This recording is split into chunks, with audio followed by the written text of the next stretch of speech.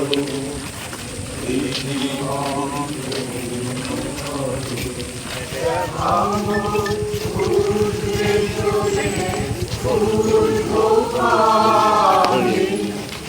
22শে শ্রাবণ, শান্তিনিকেতনে যেন একটা দুঃখের দিন। আজ শান্তিনিকেতনে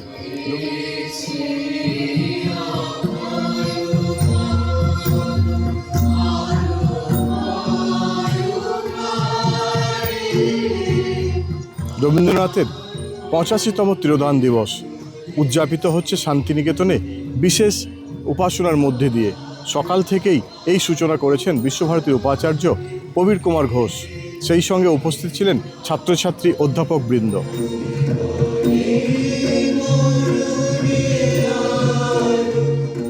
এক কথায় বলা যায় গঙ্গা জলে গঙ্গা পুজো। রবীন্দ্রনাথের গান দিয়েই রবীন্দ্রনাথের তিরোধান দিবসের অনুষ্ঠান পালিত হলো শান্তিনিকেতনে। তারপর সকল ছাত্রছাত্রী অধ্যাপকরা মিলে প্রসেশন করে যায় রবীন্দ্র ভবনে। সেখানে রবীন্দ্রনাথকে শ্রদ্ধা জানায় ছাত্রছাত্রী থেকে শুরু করে বিশ্বভারতীর আশ্রমিক এবং সেই সঙ্গে উপাচার্য প্রবীর কুমার ঘোষ।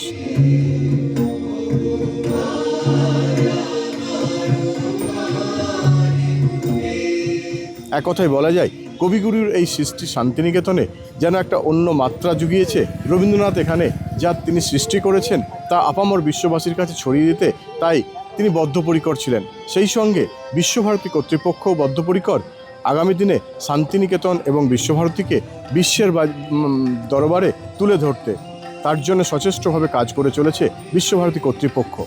সেই সঙ্গে ওয়ার্ল্ড হেরিটেজের তকমা পেয়েছে শান্তিনিকেতন। তাই ইউনেস্কোর দেওয়া এই ওয়ার্ল্ড হেরিটেজে আগামী দিনে বিশ্ববাসীর কাছে শান্তিনিকেতনকে তুলে ধরতে বিশেষ প্রয়াস চলছে বিশ্বভারতী কর্তৃপক্ষের।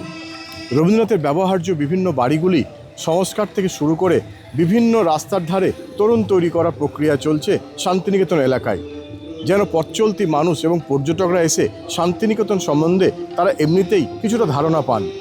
কবিগুরুর এই সৃষ্টি শান্তিনিকেতন অনবদ্য হয়ে উঠবে আগামী দিনে, এরকমই আশা শান্তিনিকেতনের আশ্রমিক থেকে শুরু করে বিশেষ করে বিশ্বভারতী আধিকারিকদের।